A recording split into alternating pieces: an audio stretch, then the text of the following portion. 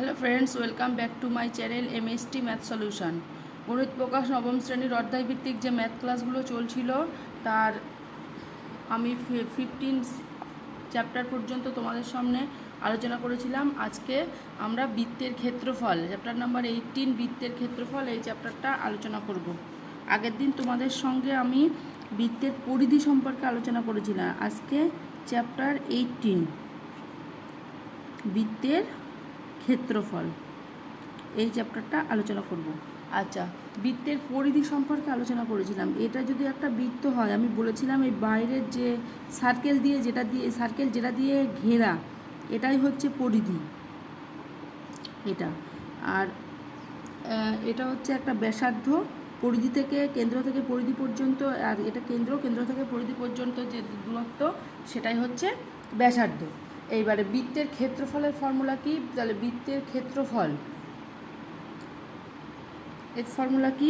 এর হচ্ছে pi into ব্যাসার্ধ স্কোয়ার। এটা হচ্ছে বৃত্তের ক্ষেত্রফলের ফর্মুলা। পাইয়ের মান 22/7 ইন্টু ব্যাসার্ধ মানে হচ্ছে আর স্কোয়ার। তাহলে বৃত্তের ক্ষেত্রফলের ফর্মুলা হচ্ছে পাই ইন্টু আর স্কোয়ার। এটাই হচ্ছে বৃত্তের ক্ষেত্রফলের ফর্মুলা, পাই ইন্টু ব্যাসার্ধ স্কোয়ার। আচ্ছা, তারপরে আমাদের আরেকটা জায়গা আছে, এখানে সব উদাহরণ দেওয়া আছে, উদাহরণগুলো দেখতে হবে। আমি সরাসরি আরেকটা জায়গায় চলে যাই, এখানে ইম্পর্টেন্ট।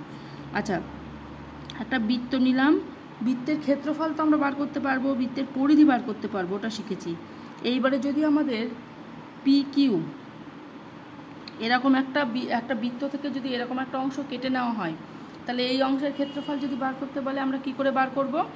এই অংশের ক্ষেত্রফল বার করা, এই অংশটাকে হচ্ছে পিও কিউ। এখানে পিও কিউ এটা হচ্ছে বৃত্তকলা।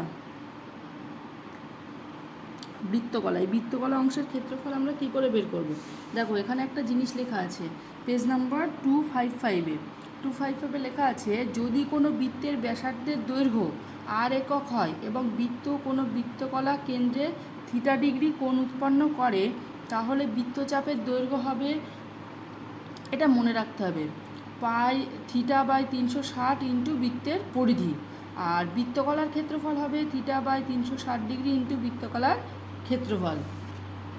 তাহলে কি বলেছে? আর ব্যাসার্ধের একটি বৃত্ত, এই বৃত্তের ব্যাসার্ধটা ধরলাম আর, এটাও ব্যাসার্ধ হতে পারে, ওপি ও কিউ দুটোই ব্যাসার্ধ।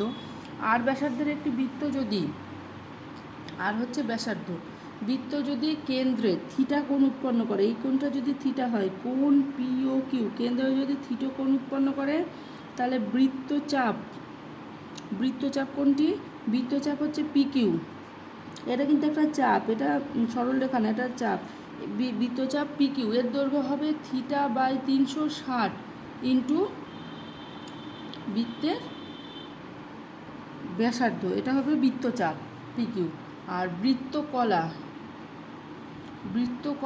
পি ও কিউ এর ক্ষেত্রফল, বৃত্তকলা মানে পি ও কিউ, এই মাঝখানের অংশটার ক্ষেত্রফল বের করার ফর্মুলা হচ্ছে θ/360 ইন্টু বৃত্তের ক্ষেত্রফল। এবার থিটাটা হচ্ছে এই যে কোণ উৎপন্ন করবে সেই কোণটা। তাহলে এটা একটা ফর্মুলা, এই ফর্মুলা দুটো মনে রাখতে হবে, বৃত্তচাপের দৈর্ঘ্য এবং বৃত্তকলার ক্ষেত্রফল। মানে কোনো একটা বৃত্তের ক্ষেত্রফল তো আমরা বার করতে পারবো, বৃত্তের পরিধিও বার করতে পারবো। মাঝখানে যদি এরকম কেটে নেওয়া হয়, তাহলে ক্ষেত্রফল নির্ণয়ের সূত্র হচ্ছে এটা। আচ্ছা, আমরা সরাসরি কোষে দেখি 18, পেজ নাম্বার হচ্ছে 259, কোষে দেখে 18 এর 2 দাগের ম্যাথটা করি। 2 দাগের ম্যাথটা করবো। 2 দাগের ম্যাথটা কী আছে দেখো, 2 দাগের ম্যাথটা আছে, সুহানা একটি বৃত্ত আঁকবে যার পরিধি হবে 35.2 সেন্টিমিটার। পরিধি বলেছে, হিসাব করে দেখি সুহানা যে বৃত্ত আঁকবে তার ব্যাসার্ধের দৈর্ঘ্য কত নেবে এবং বৃত্তকার ক্ষেত্রের ক্ষেত্রফল কত হবে। আচ্ছা, বলছে সুহানা একটি বৃত্ত আঁকবে যার পরিধিটা বলে দিয়েছে। তাহলে পরিধি কত বলেছে? 35.2 সেন্টিমিটার, 35.2 সেন্টিমিটার। এর পরিধি হবে 35.2, এটা মানে হচ্ছে 2πr। পরিধি আমরা জানি 2πr। এখান থেকে পরিধি আর ব্যাসার্ধ আর এর দৈর্ঘ্য বের করতে হবে, 35.2/2π। এখান থেকে 352 নিচে তুলে দিচ্ছি, নিচে 10 করে দিচ্ছি। পাই মানে হচ্ছে 22/7। এবার এটা আমরা করে দেখি কত হয়। 2 দিয়ে কাটি, 2 1 2 1, 7 2 14, 8 2 6 2 12। আচ্ছা, এটা হচ্ছে 8/176। এটা হচ্ছে 5.6 এত সেন্টিমিটার। তাহলে আর এর ভ্যালুটা এলো 5.6 সেন্টিমিটার। তাহলে এর পরিধি, এর ব্যাসার্ধটা হলো এত। তাহলে ক্ষেত্রফল আমরা কত জানি? ক্ষেত্রফল হচ্ছে পাই ইন্টু আর স্কোয়ার। পাই মানে হচ্ছে 22/7 ইন্টু আর মানে হচ্ছে 5.6 তার হোল স্কোয়ার। তাহলে 22/7, এটা হচ্ছে 56/10 ইন্টু এটাও 56/10। এবার ক্যালকুলেশন করি। 7 56, 100 টাকা পাচ্ছি না। 8 2 16, 6 হাতে 1, 8 2 16 1 17, 176 ইন্টু 56/100। আচ্ছা, এটা করলে আমাদের আসছে 9856/100। এটা মানে হচ্ছে 98.56 বর্গ। বৃত্তের ক্ষেত্রফলের ক্ষেত্রে সবসময় বর্গ সেন্টিমিটার হবে। তাহলে বৃত্তের ক্ষেত্রফল হবে, যে বৃত্তটা নেবে তার ক্ষেত্রফল হবে 98.56 বর্গ সেন্টিমিটার। 7 দাগের অঙ্কটা পড়ি। সুমিত ও রেবা একই দৈর্ঘ্যের দুটি তামার তার এনেছে। সুমিত ওই তারটিকে বেঁকিয়ে আয়তাকার চিত্র তৈরি করেছে, যার দৈর্ঘ্য 48 সেন্টিমিটার, প্রস্থ 40 সেন্টিমিটার। রেবা একই দৈর্ঘ্যের তামার তারটি বেঁকিয়ে বৃত্ত তৈরি করলো। বললো যে তারটির দৈর্ঘ্য কিন্তু একই দৈর্ঘ্যের। তাহলে একই দৈর্ঘ্যের মানে কি বলেছে? তাহলে সুমিতের তার, 7 দাগের অঙ্ক। একই দৈর্ঘ্যের মানে সুমিতের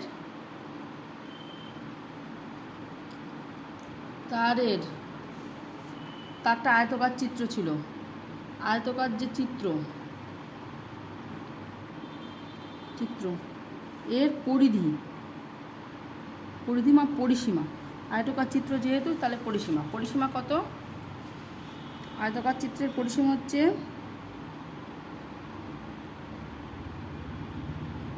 2 ইন্টু দৈর্ঘ্য প্লাস প্রস্থ আর 40 + 40 এত সেমি। তাহলে কত আসছে?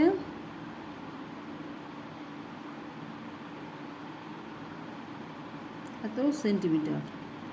আচ্ছা, সুমিতের আয়তাকার চিত্রের পরিসীমা এত এবং ক্ষেত্রফল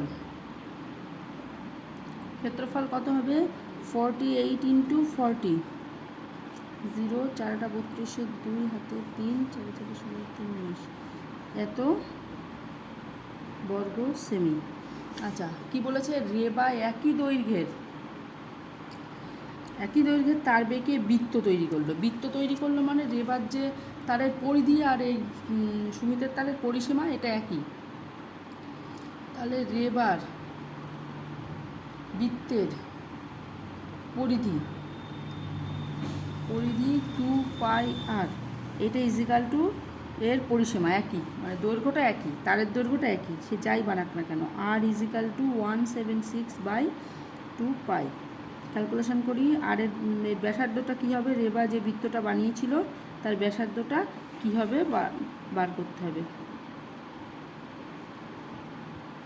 এত 28 সেন্টিমিটার। তাহলে ক্ষেত্রফল, রেবা যে দৈর্ঘ্যটা বানিয়েছিল তার সেই বৃত্তের পরিধি আমরা বার করলাম। তাহলে ক্ষেত্রফল কত হবে? Pi into 28 square. পাই মানে 22/7 ইন্টু 28 ইন্টু 28,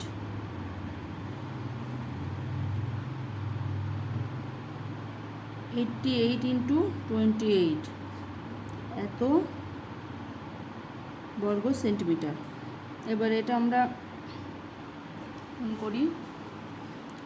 8 8 64, 4 হাতে 6, 8 8 64 আর 8 2 16, 64 আর 16, 80 0 হাতে 8 8 64, 8 2 16,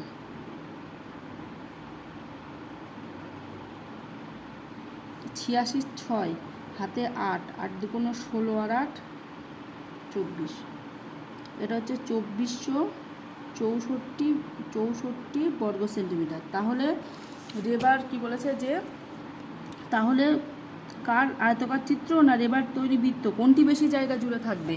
আমার সুমিতের যেটা হয়েছিল, সুমিতের যে ক্ষেত্রফল সেটা হয়েছিল 1920 বর্গ সেন্টিমিটার, আর রেবারটা হয়েছিল 2464। তাহলে কারটা বেশি জায়গা জুড়ে থাকবে? রেবার বৃত্ত বেশি জায়গা জুড়ে থাকবে। এই অঙ্কে শুধু একটাই জিনিস, একটাই মান বলে দিয়েছে, এটা শুধু মনে রাখতে হবে যে যেহেতু তারটা একই ওই জন্য তারের পরিসীমাটা, আয়তকারের পরিধি আর পরিসীমা, তারের পরিধি, বৃত্তের পরিধি, এই পরিধিটা একই থাকবে যেহেতু একই তার। নেক্সট 10 দাগের অঙ্কটা পড়ি। আনোয়ারা বিবি তার অর্ধবৃত্তাকার জমির চারিদিকে প্রতি মিটার এত টাকা হিসাবে বেড়া দিতে এত টাকা খরচ হয়। বেড়া দিতে মানে প্রতি মিটারে এত টাকা খরচ হয়, 2664 টাকা খরচ হয়েছে। বেড়া দিতে মানে এর পরিসীমাটাই বেড়া দিয়েছে। তাহলে চাষ করতে কত খরচ হয় সেটা বলেছে, প্রতি বর্গ মিটারে 32 টাকা। তাহলে প্রথমে আমরা পরিসীমাটা পেয়ে যাব, যেহেতু প্রতি মিটারে এত টাকা হিসেবে এত টাকা খরচ হয়। তাহলে অর্ধবৃত্তাকার জমি বলেছে, অর্ধবৃত্তাকার। এখানে আবার একটা জিনিস মনে রাখতে হবে, এটা বলেছে অর্ধবৃত্তাকার জমি। অর্ধবৃত্তাকার জমি মানে অর্ধবৃত্তাকার জমির পরিসীমা কত? অর্ধবৃত্তের অর্ধবৃত্তের পরিসীমা হচ্ছে বৃত্তের পরিসীমার অর্ধেক 2πr/2, বৃত্তের পরিসীমার অর্ধেক প্লাস ব্যাসটা হবে, বৃত্তের ব্যাস এত। তাহলে πr প্লাস 2r, এটা সমান সমান কত বলেছে? প্রতি বর্গ মিটারে 2668 এত টাকা হিসাবে 18.50 এত টাকা খরচ হয়। আচ্ছা, তাহলে এখান থেকে আমাদের আর এর ভ্যালু বার করতে হবে। পাই প্লাস 2 এত ইকাল টু 2664, 1850 ইন্টু এই দশমিকটা তুলে দিচ্ছি 100। তাহলে এখানে আর এর মানটা আসবে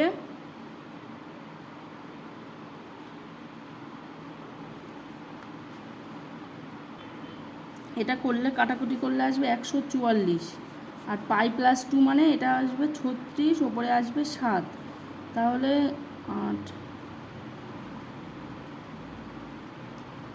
6টা 48, 6 7 42, 6 6 4 6 24, এটা 4 দিয়ে কাটবে। তাহলে এটা আর এলো 28, আর তাহলে এলো 28 সেন্টিমিটার। তাহলে অর্ধবৃত্তাকার জমির ব্যাসার্ধ আমরা পেয়ে গেলাম, আর ব্যাসার্ধ আমরা পেয়ে গেলাম 28 সেন্টিমিটার, 28 মিটার, প্রতি মিটারে বলেছে 28 মিটার। তাহলে অর্ধবৃত্তের পরিধি, এই পরিধি না, অর্ধবৃত্তের ক্ষেত্রফল মোট বৃত্তের ক্ষেত্রফলের অর্ধেক πr²/2। তাহলে এখান থেকে বসিয়ে দিই, পাই মানে হচ্ছে 22/7 ইন্টু r² মানে 28 ইন্টু 28/2। আচ্ছা, 4 7 28, 2, 22 ইন্টু 28 2 56 এত বর্গ মিটার। এবার বলছে যে প্রতি বর্গ মিটারে 32 টাকা হিসাবে চাষ করতে মানে ক্ষেত্রফল অংশ চাষ করতে, তাহলে খরচ হবে প্রতি বর্গ মিটারে 32 টাকা। তাহলে এত বর্গ মিটারে কত? 32 গুণ 22 গুণ 56, এত টাকা খরচ হবে টোটাল। আচ্ছা, এটা ক্যালকুলেশন করলে আমাদের আসবে 39424 এত টাকা। প্রতি বর্গমিটারে চাষ করতে খরচ হবে এত টাকা। লাস্ট অঙ্ক করি, 16 দাগ। একটি বৃত্তাকার মাঠের ক্ষেত্রফল 154 বর্গ সেন্টিমিটার। বৃত্তাকার মাঠটি পরিলিখিত বর্গক্ষেত্রের পরিসীমা ও ক্ষেত্রফল হিসাব করে দেখি। তাহলে 16 দাগটা বলছে বৃত্তাকার মাঠের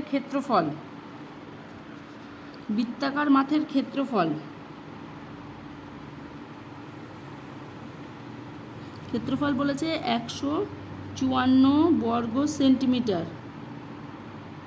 এবার পরিলিখিত বর্গক্ষেত্র বলেছে, পরিলিখিত মানে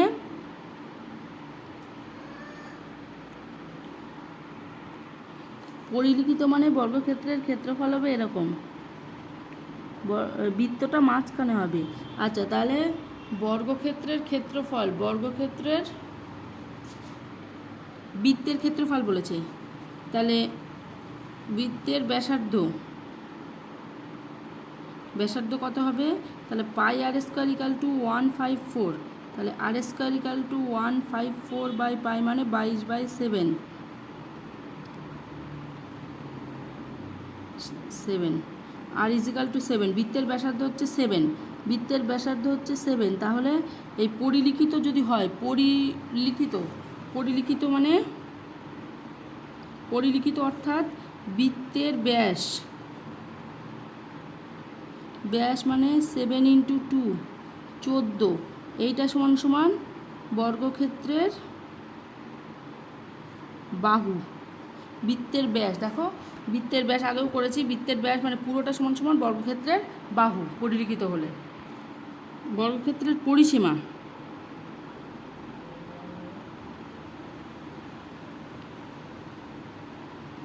পরিসীমা হচ্ছে 4 × 14, 4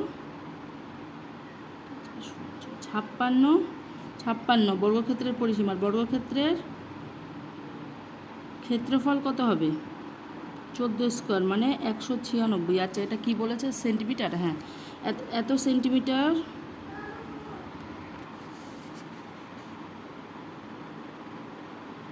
এটা বর্গ সেন্টিমিটার, এটা হচ্ছে সেন্টিমিটার। এখানে শেষ করছি।